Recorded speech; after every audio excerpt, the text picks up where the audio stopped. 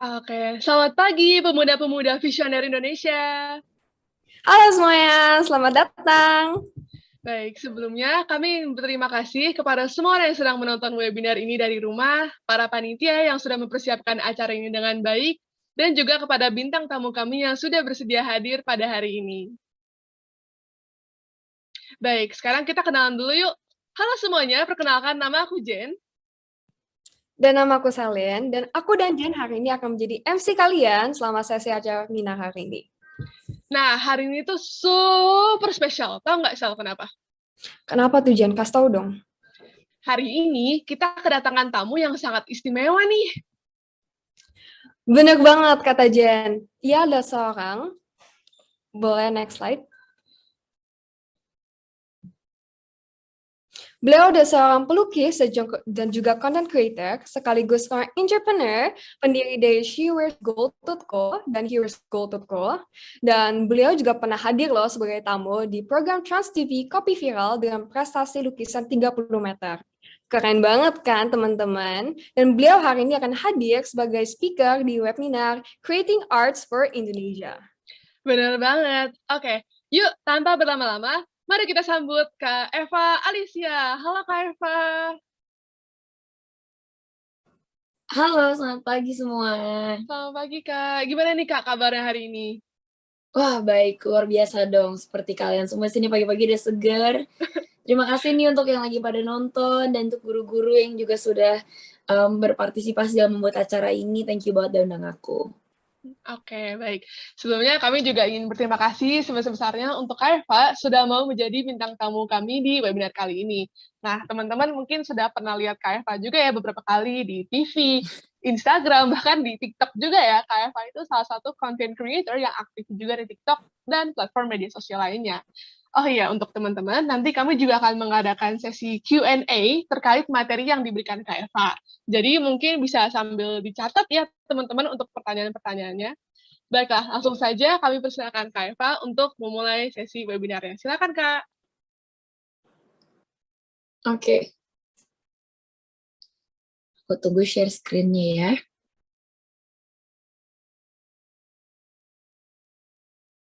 Oke, jadi good morning semuanya.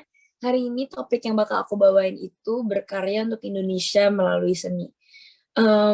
Kalau misalnya kebanyakan orang itu nganggep berkarya untuk Indonesia itu kayak lebih ke prestasi medali dan lain-lain. Sebenarnya di sini aku mau tunjukin aja sih how your hobbies itu tuh sebenarnya bisa menjadi titik start untuk kalian untuk berkarya untuk Indonesia gitu. Dan untuk aku mulainya melalui seni. Oke, next. Jadi aku mulai dari sedikit background story aja ya. Gimana caranya sih bisa aku cinta banget sama Indonesia. Jadi dari kecil itu tuh aku memang selalu datang dari keluarga yang super nasionalis. Jadi kalau misalnya kayak orang lain tuh kalau tidur ya dibawa cerita dongeng atau mungkin dinyanyiin. Kalau sama keluarga aku kalau dulu nggak bisa tidur, dulu pas aku kecil tuh dinyanyiin lagu daerah guys. So memang dari kecil tuh aku udah keluarga aku mencintai bahasa Indonesia and I really love exploring Indonesia juga. Aku udah pergi ke banyak banget pulau di Indonesia, udah pergi ke ya semua pulau udah aku pergiin sih kayaknya tinggal Papua. And ya kayak I feel like kecintaan terhadap Indonesia itu udah dari kecil aja gitu. Dan waktu itu tuh ada something yang happen di dalam diri aku itu yang kayak titik dimana aku sadar kok kayaknya aku doang nih yang tahu segala hal tentang Indonesia. Teman-teman aku gak tahu banyak. Itu ketika aku dulu pindah sekolah ke sekolah internasional. Jadi dulu tuh aku datang dari sekolah nasional plus teman-teman, and di sekolah nasional plus ini tuh masih ada pelajaran-pelajaran seperti PKN, dulu juga ada kayak PPKN gitu yang kayak prakarya untuk Indonesia gitu-gitu. Tapi ketika aku masuk sekolah internasional sama sekali nggak ada yang tahu menahu tentang sejarah Indonesia. Bahkan kayak waktu itu mereka nggak tahu Gorontalo apaan. Which is so weird karena kita tinggal di Indonesia. Ketika bahkan aku tanya mereka, kita tinggal di pulau apa? Mereka nggak tahu. Pulau kita apa? Pulau Jawa mereka nggak tahu. Dan di situ aku notice kayaknya nggak cuman teman-teman sekolah aku di internasional, tapi aku rasa teman-teman adik-adik kelas aku tuh juga semua udah pada kayak kurang paham lah sama apa yang kita udah punya. And that's so sad karena kayak kita sering lah lihat news di mana-mana kalau misalnya budaya Indonesia diklaim sama negara lain, itu baru deh semua orang langsung over proud, semua orang baru langsung kayak ngeklaim budaya itu, baru dianggap. And that I think is a problem, karena kayak dengan globalisasi kita semua akan menjadi semakin modern, dan kalau nggak ada yang ngelestariin budaya ini siapa lagi gitu. Next. Ya, and nationalism itu bentuknya ada banyak banget ya. Kayak ada yang dalam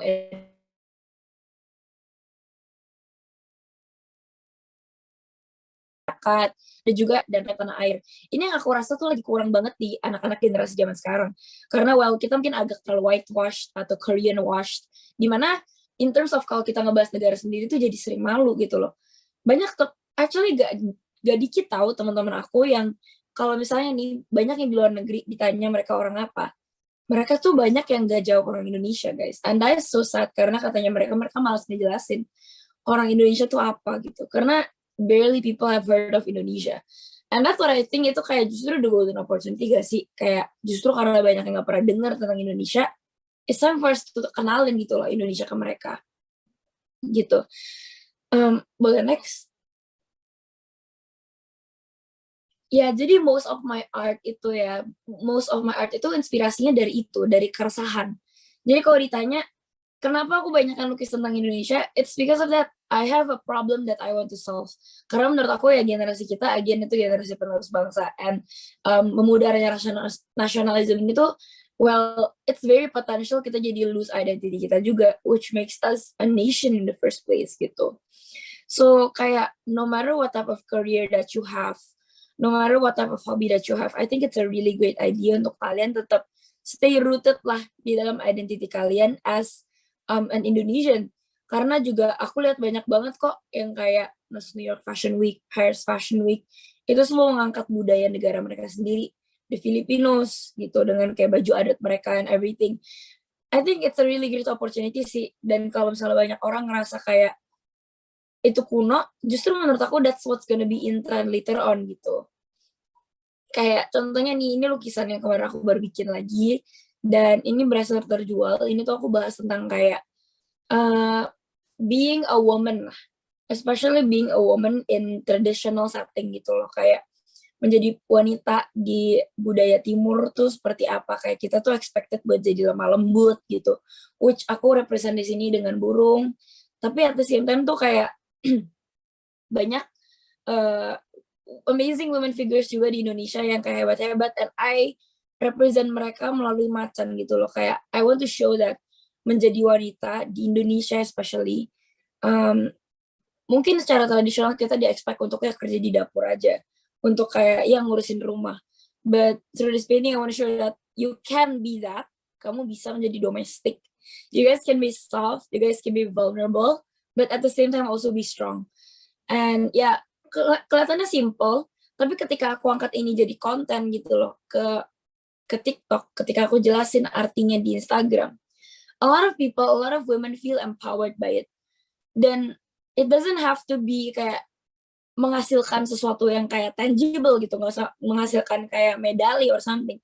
Tapi at least the awareness itu yang penting gitu loh. Semenjak aku bikin lukisan ini, aku dapat banyak banget DM yang ngerasa kayak they can relate to this painting. Dimana banyak dari mereka itu datang dari keluarga yang kayak, udah kamu nikah aja nanti gitu loh, cewek gak usah ribet-ribet, gak usah kejar karir gimana pun.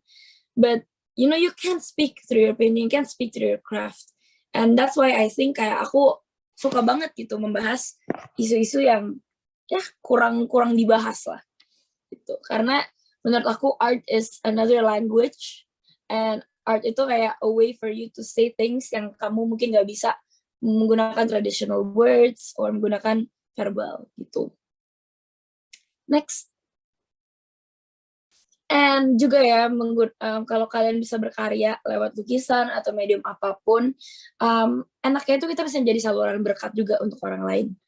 Waktu itu aku pernah bikin lukisan ini, title-nya Camouflage, dan aku buka penggalangan dana untuk korban banjir di NTT. Aku bikinnya sekitar 3 bulanan lebih, karena ini besar banget lukisannya. Dan you know what guys, the feeling is so different ketika kalian menggunakan hobi kalian untuk the greater good gitu loh. So kalau kalian yang ngerasa kayak kalian lagi passionless atau apapun gitu, try to make your hobby itu untuk orang lain gitu. Jadi find a purpose that's greater than me, dan kata aku gitu loh. And it's really gonna help you untuk jadi lebih ketemu lah passion kalian. Karena jujur di titik ini namanya burnout ya, semua orang pasti mengalami fase burnout dalam hobi mereka gitu. Aku lagi burnout banget waktu itu. That's why I decided to start this painting, supaya aku ketemu motivasi baru. And aku sukses untuk jual ini bisa harga 30 juta. Waktu itu aku kirim ke Surabaya. And I think that's a really amazing aja sih, amazing accomplishment untuk kita semua. Kayak, wah, hobi itu bisa menghasilkan. Gitu. Next. Bisa di next. Oke. Dan also menurut aku ya, kayak your hobbies itu bisa dijadiin kayak sarana untuk kalian dapat uang juga gitu loh. Kayak bukan selain dapat uang, you guys can also educate while also becoming membangun personal branding kalian. Jadi tahun lalu itu aku putusin buat bikin lukisan ini, namanya lukisan terpanjang Nusantara, panjangnya 30 meter. Dan di lukisan ini tuh aku perkenalin budaya dan seni dari 34 provinsi di Indonesia. Dan setiap video itu aku bikinin ceritanya gitu loh. Jadi aku ceritain dari Aceh sampai Jayapura, aku ceritain semuanya, journey-nya gitu loh. Kayak di Aceh tuh ada apa aja gitu. Kayak aku videoin aku ngelukis, tapi at the same time aku juga jelasin ke orang-orang apa yang ada di provinsi itu. And I feel like this project ini bener-bener one of my masterpiece ya, atau mungkin my masterpiece to date. Karena aku ngerasa dampaknya itu nggak cuma ke aku, tapi actually orang-orang jadi bangga gitu loh sama budaya mereka ketika diangkat di suatu platform gitu. Aku dulu ketika mulai project ini tuh the question was kenapa bisa terinspirasi, itu karena ya itu, aku sendiri nggak tahu banyak tentang budaya Jakarta, which is weird karena aku udah tinggal di Jakarta selama berapa waktu itu, waktu aku bikin lukisan ini aku 19 tahun. Aku udah tinggal di Jakarta selama 19 tahun, tapi aku cuma tahu sebatas Monas. That's it. That's all I know about Jakarta. That's it gitu loh. Kayak paling ondel-ondel gitu. But I never really knew about the history and everything. Apalagi kalau aku tanya orang-orang lain, mereka mungkin lebih banyak tahu tentang budaya Seoul atau Tokyo atau maybe tentang LA. They know the culture there better. Tapi tentang provinsi mereka sendiri, they barely know anything. And see, I saw it as a problem, and that's what I wanted to solve. Jadi aku bikin video banyak banget, dan puji Tuhan ya, sekarang hashtagnya sendiri, hashtag lukisan terpanjang udah ada sekitar 150 juta views di TikTok, dan lukisan ini juga berhasil dapat rekor muri karena lukisannya panjang banget dan untuk angkat di Indonesia. Dan ya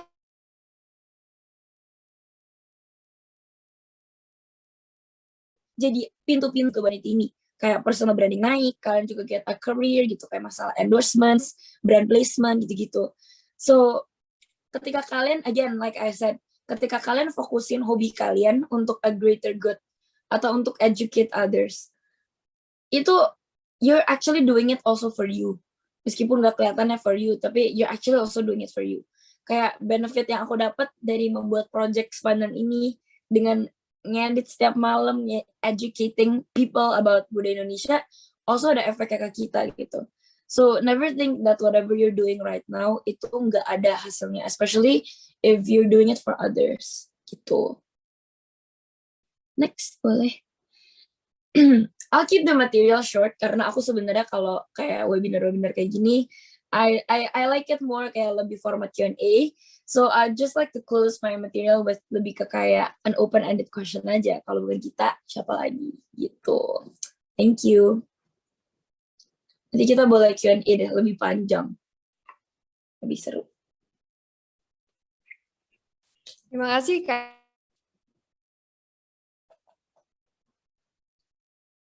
Oke, terima kasih ya Kak Eva untuk sesi webinarnya yang singkat tapi cukup bermakna ya.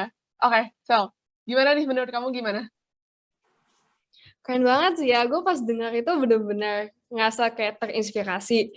Kayak Nata tadi Kak Eva sempat ngomong kan kalau dia paintings dia sama konten-konten dia tuh inspires women, dan aku juga sendiri ngerasa kayak gitu.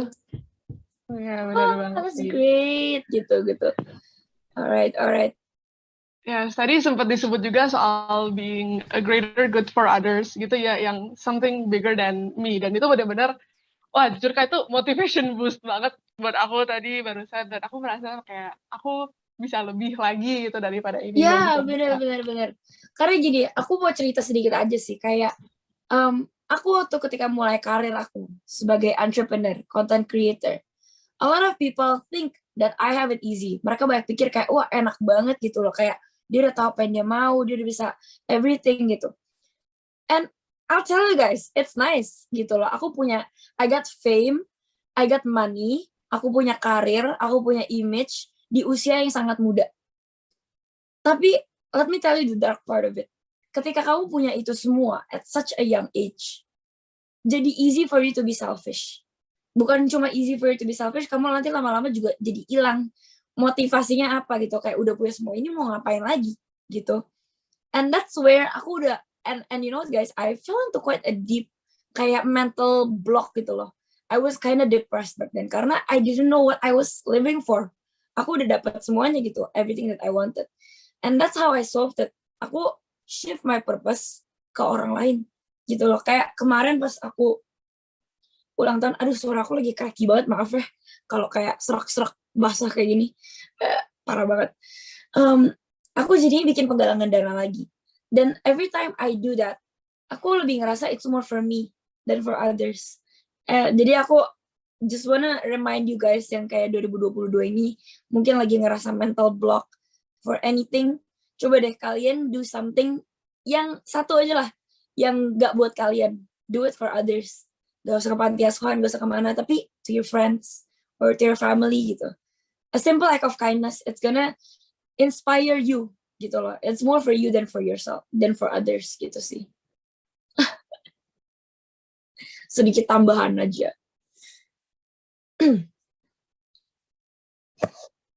gimana nih?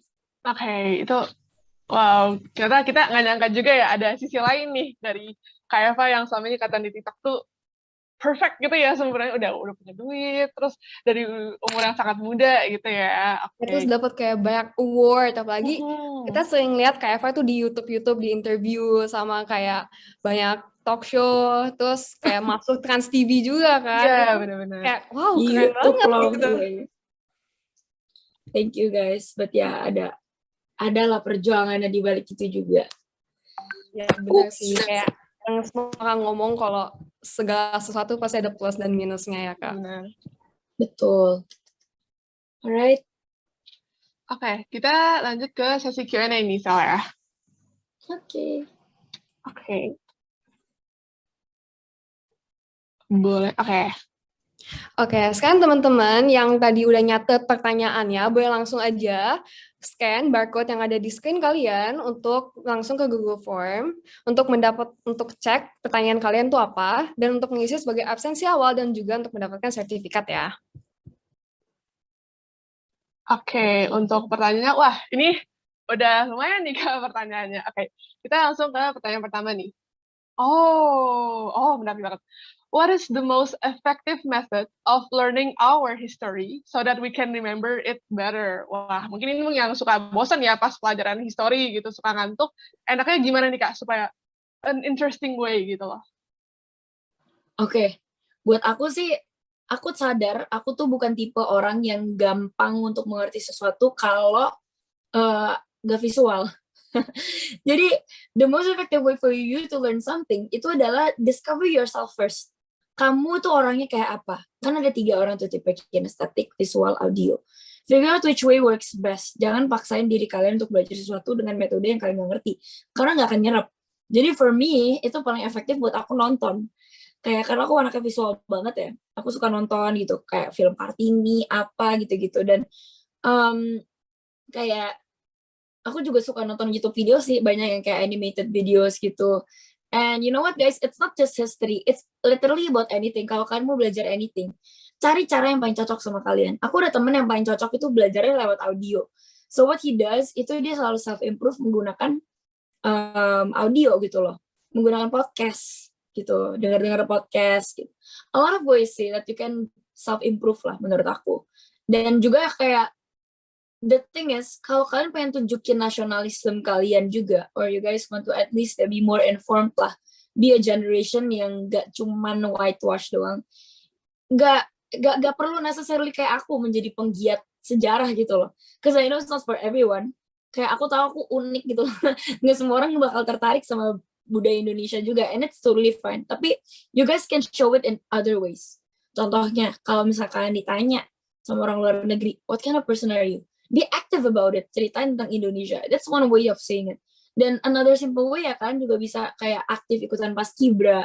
Another way yang kan bisa ikutan explore nationalism juga sesimpel beli makanan-makanan tradisional UMKM. You know, like it's simple, but it's also showing nationalism. And buying local, going local, gitu loh. Kayak lebih, it goes more than that lah, nationalism. It's not just doing what I do now, gitu lah bahasanya. By the way, ini kayaknya screen aku nge-lag ya? Atau aman? Aman. Ya, aku setuju banget sih sama Keva. Kan semua kan tipe kan beda-beda ya. Apalagi aku juga nggak demen baca gitu. Jadi kalau baca tuh ngantuk gitu. Jadi kalau non belajar apa-apa itu harus nonton atau nggak kayak denger lah at least gitu. Biar bisa nempel. Atau nggak mungkin nulis juga bisa kan Kak. Kayak kita Ya, benar. tulis gitu. Terus nih Kak, kan kita tahu nih Kakak tuh kan sekarang famous ya, ada banyak kerjaan. Terus ada salah satu pertanyaan dari teman kita, dia nanya kalau, sebentar. Kan Kakak sekarang udah banyak career, how do you manage your time untuk spend time with family, yourself, your career, your education? Itu gimana cara bagi waktunya Kak?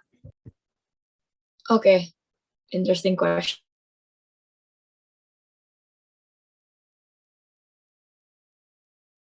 Time management itu sesuatu yang menurut aku so struggling with daily, and makanya aku mau kasih tau kalian kalau kalian struggle sama time management, nobody's perfect. Mungkin aku kelihatannya banyak banget tugas, tapi banyak juga tugas yang aku keteteran. So it's really a work in progress. It's totally okay if you guys don't have it all figured out. Tapi yang aku mau tekenin di sini, always try to figure it out. Jadi look for ways kalau menurut kalian metode satu nggak bekerja, cari metode-metode lain. Contohnya kayak aku nih. Sekarang metode yang paling bekerja untuk aku, karena aku ternyata orangnya gampang bosenan. I have a lot of planners. Jadi aku punya banyak planner. Di laptop ada satu, di iPad ada 2 aplikasi, aku pakai GoodNotes, dan aku pakai Notes juga yang biasa. Di HP aku ada kayak satu planner lagi, pakai aplikasi lain. Terus aku punya buku planner, aku juga punya planner dinding gitu. Pokoknya kalau dihitung-hitung planner aku kayak ada 10. Which is so weird, karena banyakan orang kan stick ke satu planner aja kan. Tapi aku orangnya gampang bosenan guys, and I figured out that about myself, kayak oke, lo orangnya gampang bosenan gitu, kayak jangan paksain diri untuk stick ke satu planner, karena nggak akan jadi produktif. Karena gini, aku tuh orang yang gampang asosiasiin satu barang dengan stres gitu loh. Aku nggak mau ngelihat agenda atau ngelihat diary aku, journal aku ya, to-do list planner aku, sebagai sesuatu yang stres. I want to see it as a guidebook. Nah, kalau misalnya aku udah mulai terlalu banyak pile up ke satu benda, itu aku jadi stres gitu, jadi males buka lagi. Pasti banyak kan yang kayak, aduh setiap kali lihat laptop bawaannya stres, atau gue setiap kali buka Google Classroom ngerasa bawaannya udah stres gitu. Jadi aku kayak gitu guys, so that's why I have a lot of planners. And also aku juga praktekin yang namanya priority management. Kalau kalian nggak tahu itu apa, kalian bisa Google. It's called priority management. Itu adalah teknik untuk mengatur waktu kalian in 4 slots. Urgent, gak urgent, important, dan gak important. Jadi kalau aku lihat sih aku punya 20 tugas hari itu, aku bakal masukin semua tugas itu ke dalam tabel itu. Classify yang mana. Nanti aku jadi tahu order yang harus aku bikin yang mana, gitu loh. Nggak terlalu keteteran. And this is important guys. Sebelum kalian tidur, atau when you start your day, please plan dulu. Karena menurut survei, dan dari pengalaman aku juga sama teman-teman aku, kayak kalau kalian bangun tidur tanpa purpose tuh rasanya kayak ngapain sih gabut banget hari ini gitu loh. Personally aku paling gak suka kalau bangun tidur tuh terus ngerasa kayak aduh gak tahu mau ngapain gitu. Perasaannya tuh sama kayak bangun tidur siang-siang atau bangun tidur sore-sore. Itu gak enak banget kan perasaannya, kayak bangun tidur udah sore, aduh gak banget. So jadi always have it planned guys gitu. Dan also guys, ini yang an issue that I know a lot of you guys experience. Let's say kalian punya kayak 30 kerjaan besok. Terus Kalian plan nih malamnya kayak oke, besok mau jogging, terus pengen belajar gitar, terus habis itu pengen kerjaan PR dan bla bla bla bla bla. Kalian malamnya tuh ambisius banget mikirin listnya banyak banget. Terus pas harinya berjalan, terus kalian tuh jadi keteteran karena kalian tuh nggak visualisasiin dulu tuh keywordnya visualisasiin. Kalian jadi ngerasa kayak aduh keteteran semua karena kalian suka tinggalin hal-hal yang kayak gini, misalnya nih jogging, kalian tuh lupa kalian tuh butuh waktu untuk ngelap-ngelap, untuk minum air gitu. Jadi akhirnya kalian nggak pinter untuk slot that human error-nya gitu loh. Ada waktu untuk human error yang harus kalian slot juga. Which is I think it is important karena dulu I used to overplan. Aku dulu overplan semuanya harinya pengen lakuin 20 kerjaan. Gak realistis. Makanya sekarang aku lebih realistis, aku taruh kerjaan-kerjaannya aku tahu harus dikerjain. Dan itu aku plan memberikan diri aku juga waktu kalau misalnya ada things that go out of control. Kayak misalnya nanti tiba-tiba diajak mama ngobrol 20 menit kan nggak tahu tuh. Kayak gitu. So, also don't forget ya, my last point juga nih. I'm a bit all over the place karena kayak, you know what guys, I'm struggling here too buat time manage. Tapi slot rest. Jangan sampai kalian itu stuck ke dalam circle hustle culture. Karena aku tahun 2020 itu, I was there. Aku dulu anaknya penganut hustle culture banget. Kalau pada nggak tahu hustle culture itu apa, itu adalah kerja tipes. Jadi kerja sampai tipes gitu, kayak basically kerja aja nonstop. Tahun 2020 kok kayak gitu. And emang sih bisnisnya naik cepet banget. Konten aku naik cepet banget. And clarity juga cepet banget. Tapi it came with the cost. Kalau kayak being ambitious is good, but it came with aku saking parahnya. So jangan sampai kalian fall into that trap karena kalian overplan. It's not simple. Aku dulu mulai hustle culture itu hanya dengan overplanning. Planning 20 things to do in a day, and I succeeded in succeeding 20. Terus jadinya aku kira 21, 22, 23. Dan akhirnya aku gak bisa tidur kalau aku gak kerja. It was crazy. It was too deep. So that's why I always suggest ke kalian. Hidup sukses itu bukan hidup yang bergelimang harta or something. Hidup sukses itu adalah ketika kalian punya work-life balance. Ketika kalian kerja, tapi kalian juga happy. That's what makes a successful person. So, seseorang yang bisa happy, but also working. Gitu loh. Aku makanya benar-benar gak percaya sama orang-orang yang selalu bilang yang kayak, wah gila, iya gue lembur, kerja keras, bla bla bla bla bla, gue gak tidur, begadang. You think it's cool? It's not, gitu loh.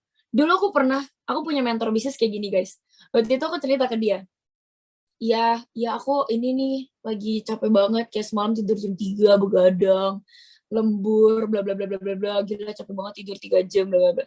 Terus dia bilang ke aku kayak gini, terus bangga. Oh my god, aku kayak tertampar, benar-benar tertampar. And I was like, gak bangga sih, tapi I felt a bit proud of myself that I work so hard. Terus dia bilang, you shouldn't be. Kamu harusnya gak bangga. Karena that's not working smart. You have to work smart. Work smart and work hard. Gitu loh. And you know what I did abis itu? Tim She Wears Gold yang tadinya cuma 3 orang. Aku jadi work smart. Aku hire 13 orang sekarang. And now, I get to sleep until 12 p.m. Dan aku tetap have my work done. Dan aku tetap bisa kayak hangout sama teman-teman pas weekend. Aku masih bisa kayak I don't know, kayak aku masih sempat ikutan aneh-aneh kayak kelas doang. Wow, I get to free up my time because I work smart. So remember that when you guys are planning your day. Jangan think of kayak working hard tanpa mikir tuh bikin waktu kalian efisien juga. Karena time is money guys. Bener, literally time is money. Jadi please be smart. Jangan over proud kalau kalian kerja nonstop. Itu warning dari aku. Karena aku tahu nih banyak anak-anak, apalagi nih banyak kan tuh anak-anak acara ya. Anak-anak acara nih biasa ambis banget. Jadi hati aja guys. Gitu, sedikit cerita. Kak, aku ketemu sesuatu yang menarik banget nih Kak. Ada yang ngomong di question box ya, kalau dia ngomong, thank you for starting a new wave where women are being empowered. Dia ngomong gitu. Yeah, thank you guys. it's also like kayak terinspirasi dari nyokap aku juga sih. Jadi kayak mama aku tuh kayak selalu bilang kayak kamu wanita mau setinggi apapun, mau karir, mau apa, kamu tetap harus belong in the kitchen. Kamu harus Indian ngurus anak gitu. And that's how I change my perspective juga. Kayak sebenarnya you don't have to choose. Kayak kamu bisa jadi ibu yang baik dan jadi businessman yang baik juga. You can do it. You can be inspiring, yet also kamu juga bisa manut orangnya. Gitu loh. Justru that's what I think. Kenapa kayak menurut statistik ya, women leaders itu lebih banyak lebih apa ya, turnover rate. Kalian tahu turnover rate? Turnover rate itu kayak perubahan employee dalam suatu company. Jadi kayak dipecat dan ada yang barunya. Turnover rate itu lebih rendah ketika women itu jadi leader. Kenapa? Karena women itu lebih perasa. Mereka interpersonal skills-nya tuh lebih tinggi. Mereka lebih mendengarkan, mereka lebih pengertian. And that's why female managers are better at it menurut statistik. So use that gitu loh. Kebaperan kita itu sebenarnya strength tau guys. Yang cewek-cewek ya.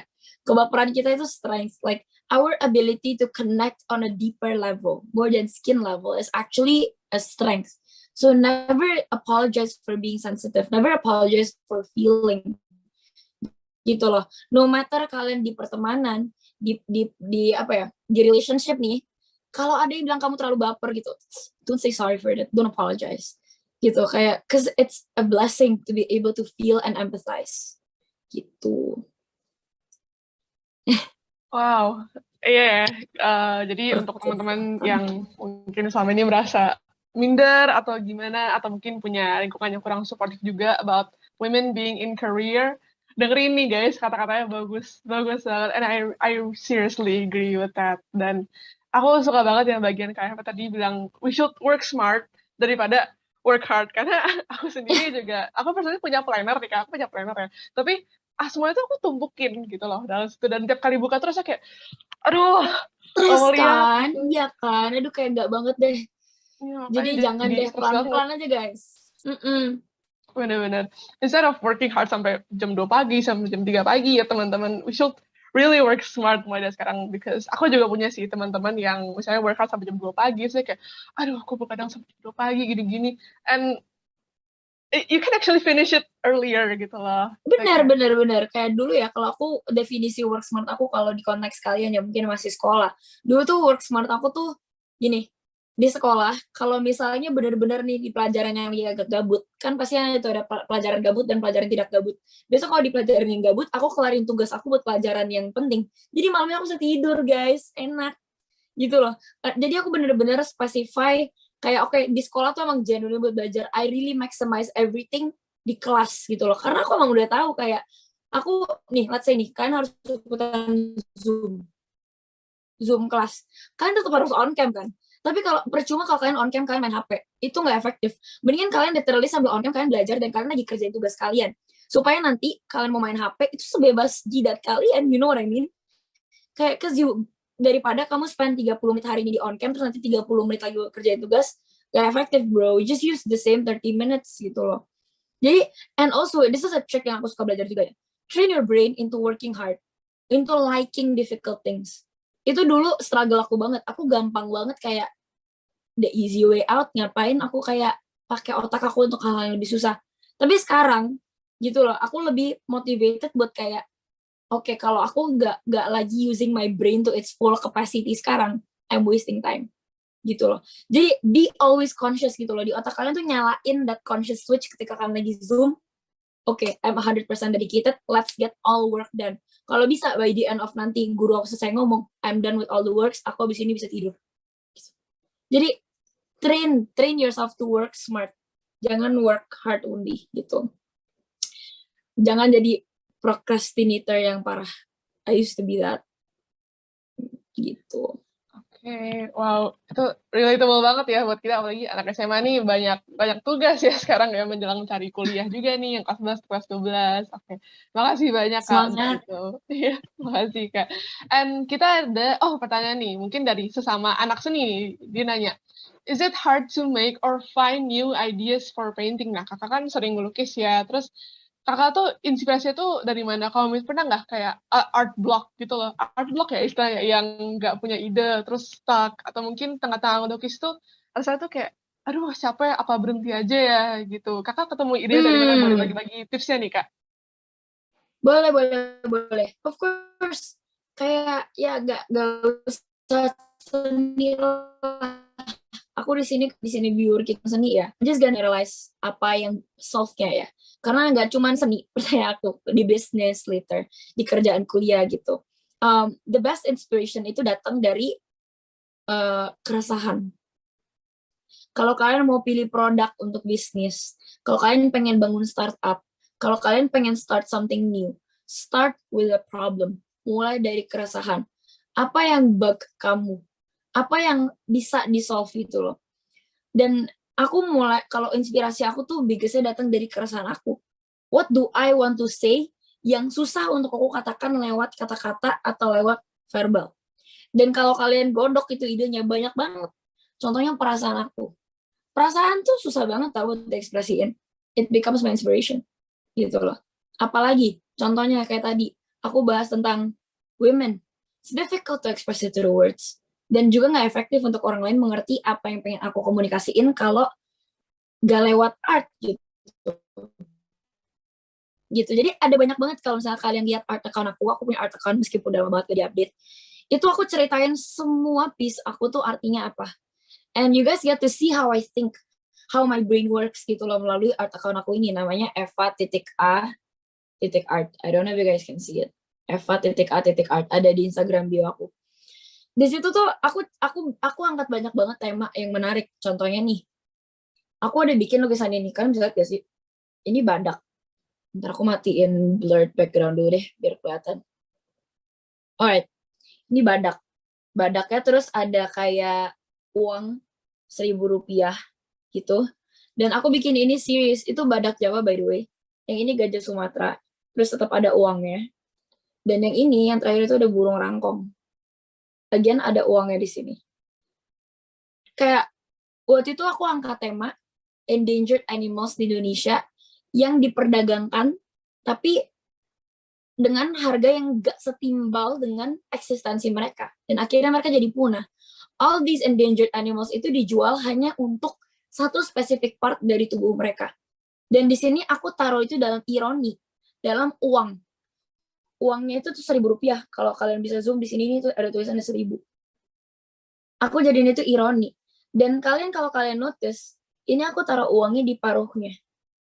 Paruhnya itu tuh yang dijual dari burung rangkong. Jadi satire. Terus kalau misalnya ini badaknya, aku taruh di culaknya. Dan kalau aku taruh yang ini di gajah, aku taruh di gadingnya. Gitu loh. Dan waktu itu lukisan ini yang bikin aku dapat beasiswa di Parsons University di New York.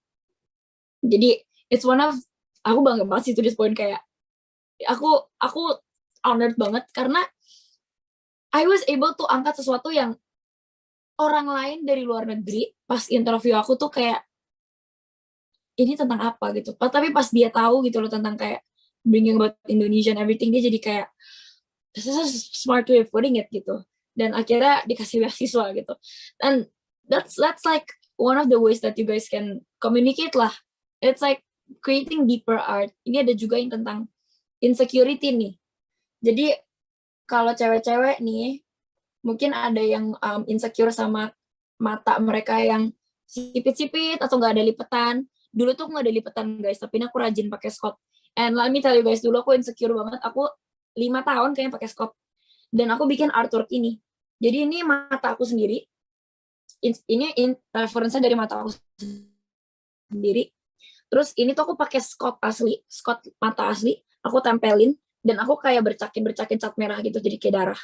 Jadi kayak how the extent of how women would do buat beauty gitu loh. Aku dulu sampai mataku lecet, apapun yang terjadi, aku harus tetap pakai Scott. And that's aku picture it through di sini, dan aku kayak be intentional in every material gitu loh. Kayak di sini aku taruh, di sini ada Mei Li, Han Piaoliang gitu loh. Itu kayak how I say, kayak gimana orang itu artinya ya, cantik banget gitu, menarik banget gitu. It's how I say, kayak ketika aku pakai itu, pakai Scott, I feel like I am finally fitting in the beauty standard, the Chinese beauty standard, the Indonesian beauty standard gitu. So it's it's in a way aku tuh pakai keresahan aku untuk inspirasi. You see, ini ada banyak banget sih kalau kalian mau lihat, semuanya juga ada yang ini tentang korupsi. Jadi ini kayak tangan gitu loh, tangan, terus ini orang-orang dipakai gitu kayak, you know. Terus abis itu ada juga yang tentang kayak, ini tentang social media, how we are also fake. Jadi ini ada, aku bikin pakai akrilik gitu, 3 layer. Ini ada yang depressed, ada yang di-influence, sama ada yang happy. And you see how yang paling happy itu aku taruh di depan. Tapi di belakang itu tuh, there's deeper layers to it. So I started keresahan sih guys. Ini banyak banget kalau kalian mau lihat. Tapi aku udah lama gak update. Tapi semoga ya sedikitnya itu bisa jadi inspirasi lah. Gitu. Ya, tapi it's nice ya buat Kak Eva untuk bisa kayak express your feelings lewat kayak your paintings. Karena nggak semua orang bisa kayak tahu loh perasaan mereka sendiri itu apa. Karena mereka aja kayak datar gitu. Mungkin bisa dibilang kayak psikopat kali ya. Kayak nggak tahu mau ngapain, perasaan apa, bener-bener nggak ada perasaan sama sekali gitu. Tapi aku pengen nanya nih Kak, ada pertanyaan juga. Kan kakak hobinya melukis. Dan mungkin nggak semua orang tuh tahu hobi mereka tuh apa, karena mereka belum mengenal diri mereka sendiri kan. What is your suggestion supaya mereka tahu, kayak untuk let them know tentang diri mereka sendiri? Okay, that is the question I've been waiting for dari tadi. Aku kayak penasaran, kok kayaknya nggak ada yang nanya itu ya.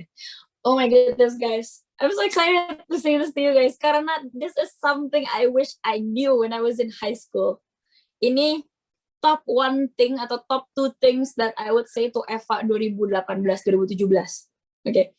Which is, satu, oh my goodness, kayak trigger banget. Jangan takut untuk coba hal baru karena gak ada yang peduli. Let me tell you that again. Jangan takut untuk coba hal yang baru karena sebenarnya nobody cares about you. Alright? Gini, kita bahas 2 elemen dulu ya. Coba hal baru sama nobody cares about you. Aku bahas yang coba hal baru dulu aja. How do you expect kalian bisa jago surfing? Kalian ternyata jago surfing kalau kalian gak pernah surfing. Let me repeat that. Gimana cara kalian tahu kalian jago surfing kalau kalian gak pernah coba surfing? Exactly. Ketika dulu aku SMA, aku tuh orangnya nggak major on self improvement gitu loh. Aku kayak apa yang udah aku jago, I feel like I'm good at, udah aku di situ-situ aja, gitu loh.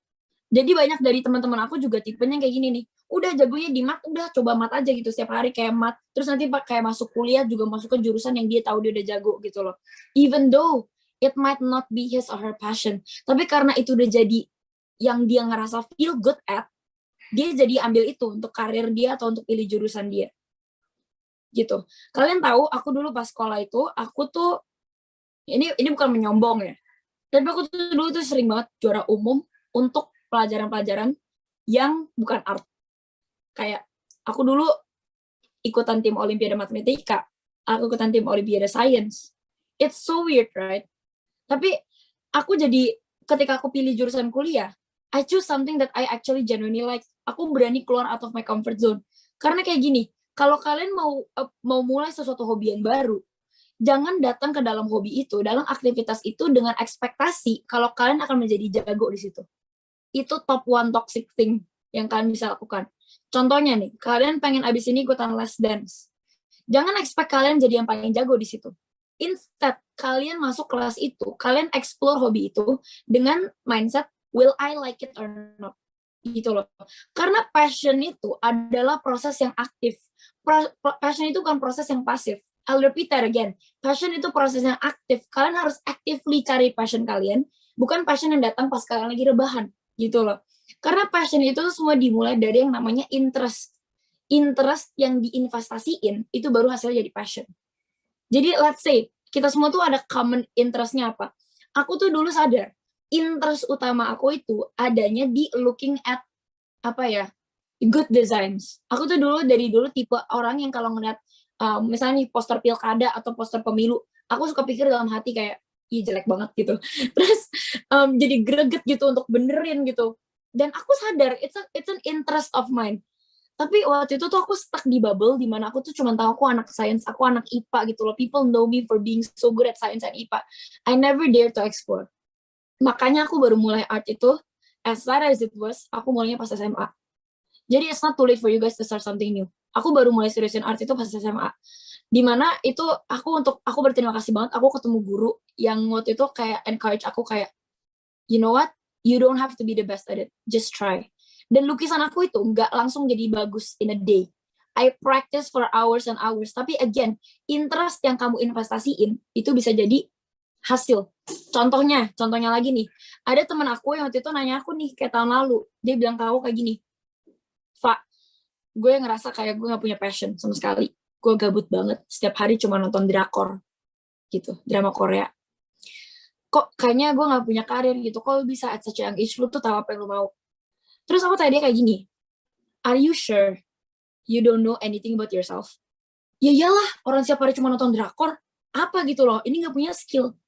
Aku tanya dia, tapi kamu nonton drakor sampai kamu hafal bahasanya, are you sure? Kayak dia tuh sampai bisa bahasa Korea saking seringnya nonton drakor gitu loh. Aku tahu pasti banyak teman-teman di sini juga ada yang bisa sampai bahasa Korea atau bahasa Jepang gitu karena kalian sering nonton anime atau sering nonton drakor. Aku tanya dia, look within yourself. Interest itu tuh nggak shallow. Coba kamu cek dari kamu nonton itu apa sih sebenarnya yang kamu suka dari drakor? Apakah sinematografinya? Apakah kamu suka plotnya? Kenapa aku jadi react? Apakah kamu suka plotnya? Apakah kamu suka kayak bahasanya? Apakah kamu suka culture-nya? Apakah kamu suka kayak plot lainnya? Karena dari situ tuh kamu bisa bedah banyak loh. Contohnya, kalau kamu tertarik sama plotnya, berarti kamu mungkin cocok jadi sutradara. Kalau kamu ternyata suka bahasanya, kamu bisa jadi penggiat bahasa gitu-gitu. And you know what? Dia datang ke aku 2 hari kemudian dan dia bilang kayak gini, Pak, oh my god, gue baru sadar. Apa? Gue ternyata sukanya budaya Koreanya. Gue suka kayak belajar bahasanya. Oke, gas silakan. Belajar Korea for real. Dia akhirnya kalian tahu ngapain? Dia les bahasa Korea, dia seriusin belajarin bahasa Korea, dia les di Menteng, dia belajar, dia seriusin, dia apply beasiswa di Korea, dia diterima sekarang di universitas ngetop di Korea, dan dia sekarang menjadi duta exchange untuk Indonesia dan Korea, jadi karir, dan dia jadi translator untuk artis-artis yang dari Indonesia yang mau pergi ke Korea, dia jadi translator. Semua dari hobi drakor. You see how your interest itu tuh sebenarnya ada layers to it. Aku kasih contoh lagi. Ini teman aku yang suka ngebut. Ngebut cowok. Dia nanya aku juga, Fa, gimana Fa? Gue gak ada passion, gue cuma suka ngebut. Aku tanya dia lagi, lu tuh suka ngebut genuinely karena suka the thrill of it, atau kamu tuh ternyata tertarik sama something deeper, kayak otomotifnya, atau mungkin kamu suka sama kayak, scenery-nya. Karena beda loh. Contohnya aja dari misalnya nih, ternyata suka nyetir karena dia suka lihat scenery. Dia bisa ambil pariwisata karena ternyata dia genuinely enjoy looking at new things gitu loh. You see how you discover yourself through your interest. Dan dia datang ke aku beberapa minggu kemudian dan dia bilang, Pak, oke, kayak gue tahu deh gue suka apa. Apa? Gue suka otomotif. Dia ternyata suka banget bongkar pasang knalpot, suka banget ganti upgrade mobil dia, roda dia diwarnain, mobilnya diganti stikernya ini itu. Dan kalian tahu sekarang dia apa guys? Dia punya bengkel supercar di PIK. Dari interest itu. Jadi bener-bener dia bahkan ditch kuliah karena dia tahu passion dia apa. Dia tahu dia tuh ternyata suka banget perbengkelan, perotomotifan. Dia jadi apprentice, dia jadi kayak intern di banyak bengkel-bengkel gitu, belajar bener-bener intens tentang mobil. Dan sekarang dia punya karir yang gede banget. He now has a startup. So you see how your passion itu tuh sebenarnya just an interest that's invested. Dan ini poin kedua yang pengen aku sampaikan juga. Gak cuman exploring new things, it's also being reckless and being fearless about it. Yaitu, satu, jangan dengerin omongan orang tentang yang kamu mau lakuin ini. Karena ya, aku dulu ketika high school, I feel like my life itu in a bubble banget. Aku ngerasa my worth itu determined dari nilai. Aku ngerasa my worth itu determined dari apa yang teman-teman aku pikir tentang aku. Tapi ketika aku lulus, nih ya, ini something I would tell Eva back then, Fah, oh my goodness, teman-teman lu boleh dulu pas high school 1,000.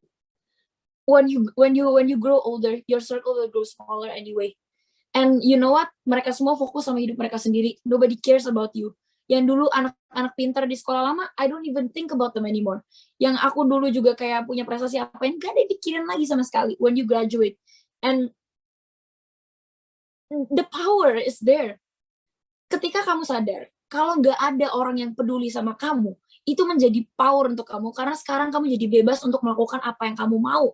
truthfully. Karena let's say kayak gini, dulu pas aku mulai TikTok ya, aku mulai TikTok itu pas aku lulus SMA. Itu jadi masih circle-nya masih ada toxic-toxic gitu lah ya, masih kayak teman-temannya semuanya seumuran gitu. Mereka, aku inget banget, mereka pada komen yang kayak, ih Eva alay gitu. Ih Eva alay, dia boleh ngonten ini itu gitu. Kayak, ih Eva apaan sih? Followernya dulu waktu itu cuman kayak 2000 gitu loh.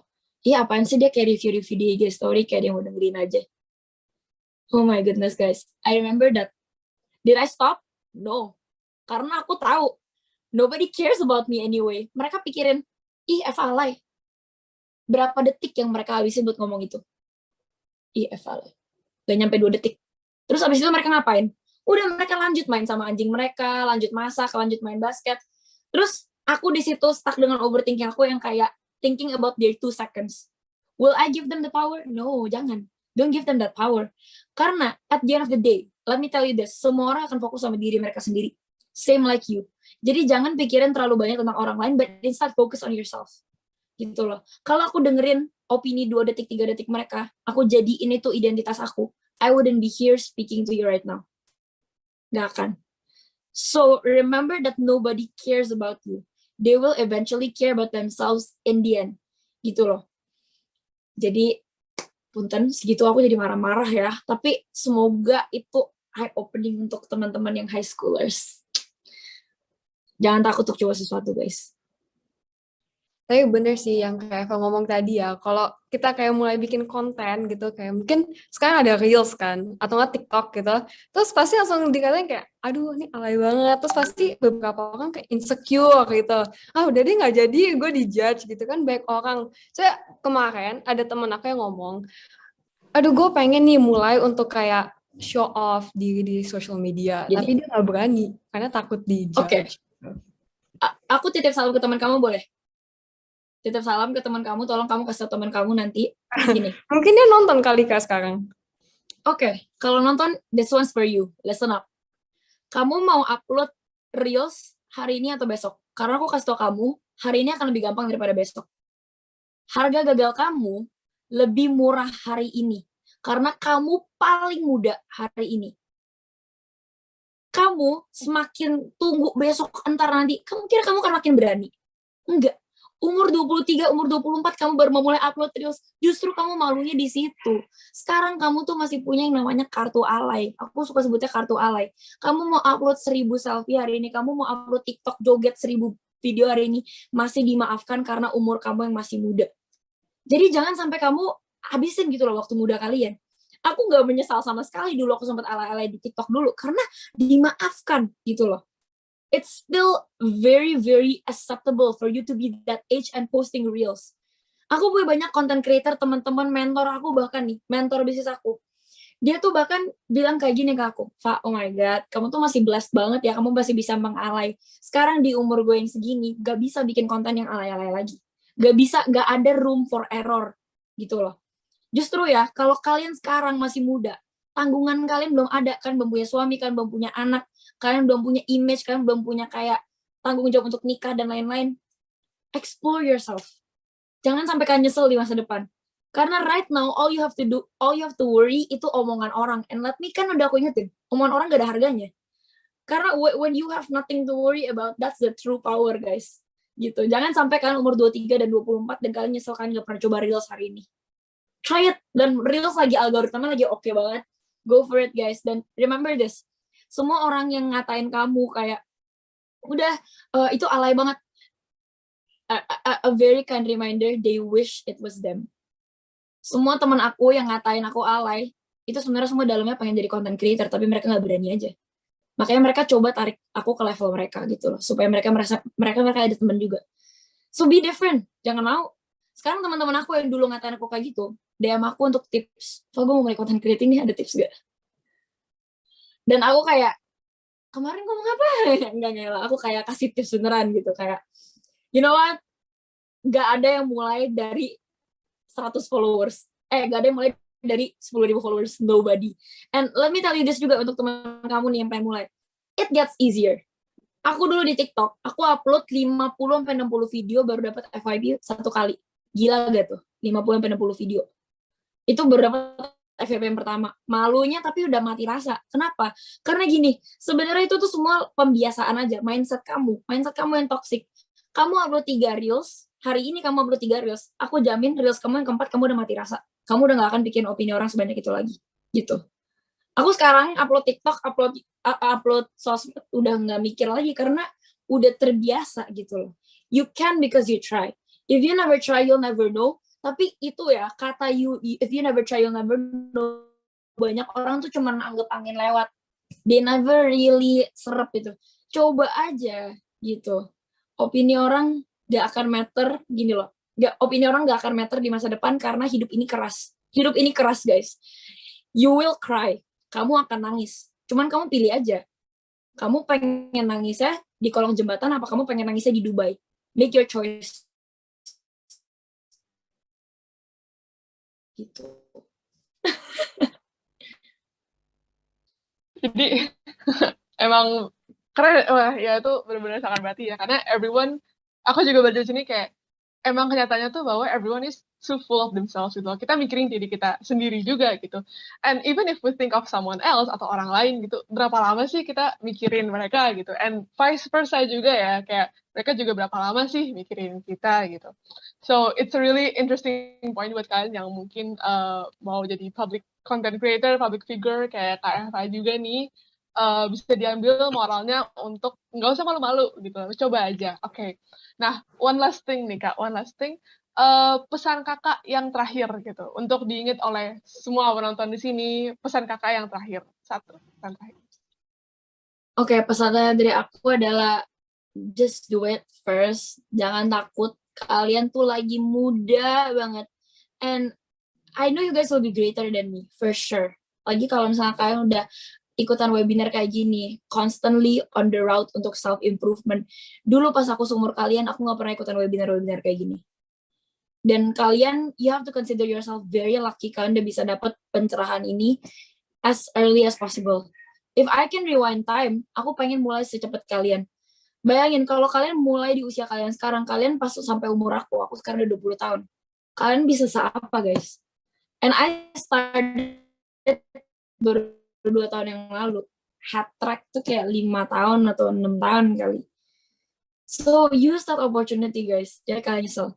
And also, untuk teman-teman yang di high school, ingat nilai itu matter. Tapi, it's not the only thing that matters.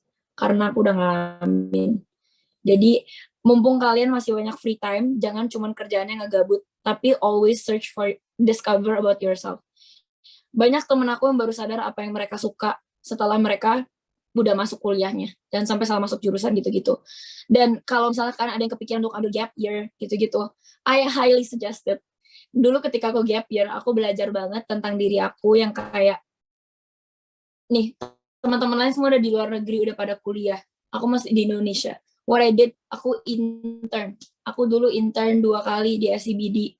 Aku naik yang kayak cici-cici SCBD lah, pakai Ryan Guard gitu-gitu. Aku intern, aku volunteer di mana-mana, and I learned one thing about myself. To stand on my own. Aku sekarang udah nggak takut untuk berdiri sendiri. Aku nggak takut untuk masuk kuliah jurusan yang aneh. Aku nggak takut untuk masuk kemana-mana sendiri. Karena dulu aku pas high school, aku tuh tipe cewek yang kalau misalnya mau ke toilet harus ditemenin.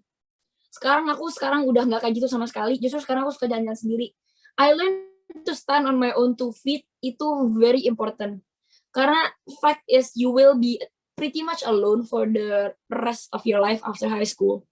I'm telling you that for real. Jadi jangan sampai kalian cuma tipe yang ke bawah temen, diajak temen ini, diajak temen itu, kalian ikut-ikutan. Jadi kalau kalian mau ngeles apapun, go for it alone, berani sendiri. Aku pas SMA, pas aku lagi gap year itu, aku ambil 1000 tipe les. Semuanya aku cobain. Aku les merangkai bunga, aku ngeles ngedekor kue, aku ngeles bahasa Prancis, aku les karate, Muay Thai, semua. Aku jabanin, guys. Dan eventually I discovered something I love the most, which is art. Jadi karena aku udah coba semua itu, aku tahu apa yang aku suka dan apa yang aku gak suka. Kalau kalian go into something, kalian coba aktivitas baru, jangan expect to be the best at it. Aku ingetin lagi, jangan ekspektasi kalian akan langsung jago di situ. Instead, come with the expectation, will you guys like it or not? Karena meskipun kalian gak keluar dari aktivitas itu dengan sesuatu yang produktif, tapi at least kalian belajar sesuatu tentang diri kalian. Contohnya nih kayak kemarin pas aku intern di SCBD. Di SCBD aku intern di satu startup yang gede. Tahu gak, aku gak stay di startup itu meskipun aku ditawarin full time. Tahu gak karena aku apa? Aku sadar sesuatu tentang diri aku.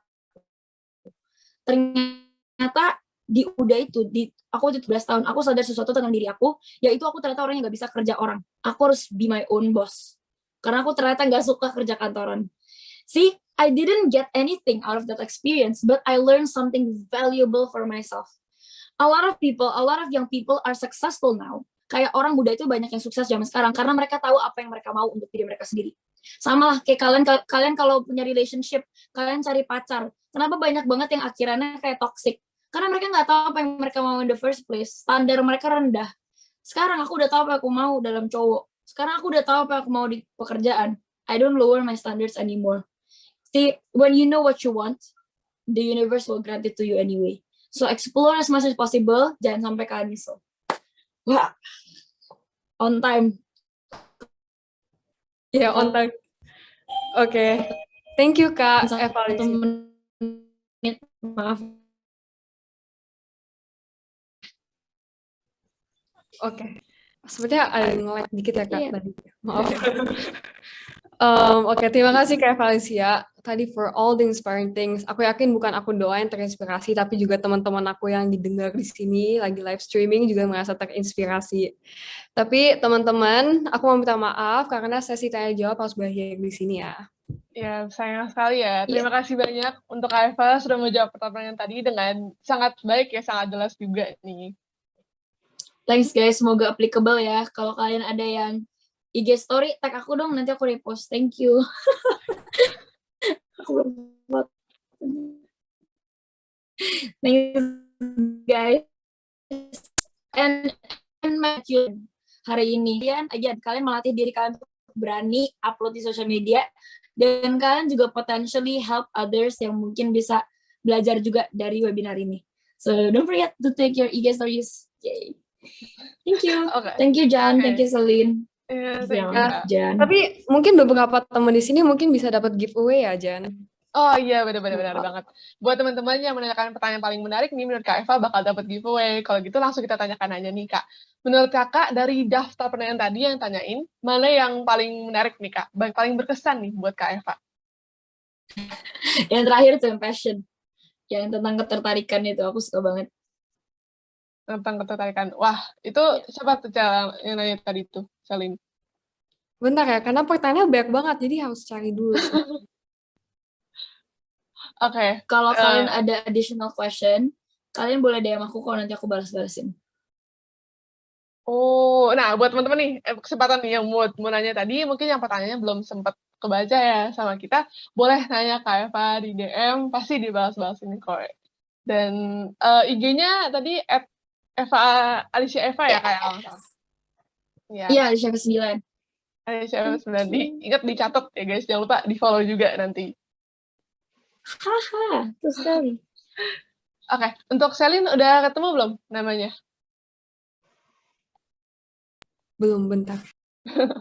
Gak apa-apa, it's okay. And Kak, kalau boleh tahu Kakak di universitas ngambil jurusan apa ya, Kak?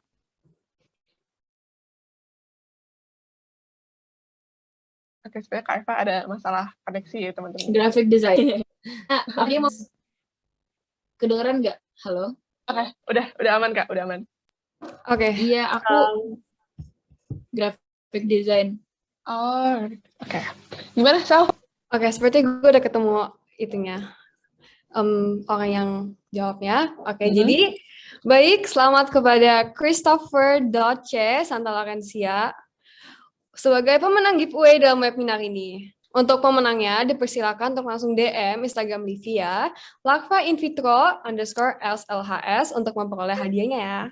Yep, and jangan lupa di-follow juga IG-nya itu, yang Lakfa Invitro. Oke, teman-teman, sebelum acara berakhir, saya mewakili panitia Lakfa Invitro akan memberikan sertifikat kepada Kak Eva Alicia sebagai narasumber webinar kami hari ini. Boleh tim teknis?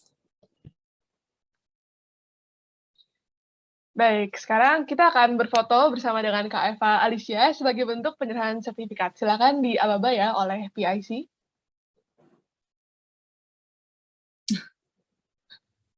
Oke, Oke. aku foto ya.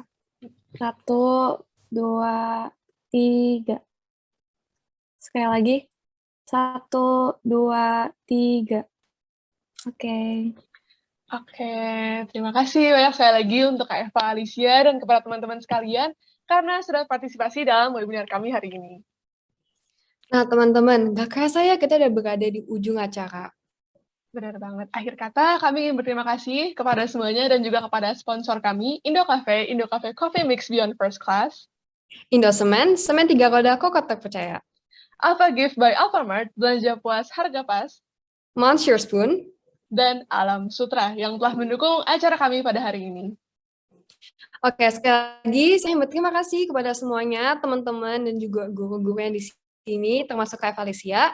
Setelah ini silakan mengikuti kegiatan lomba atau workshop yang sudah kalian pilih ya.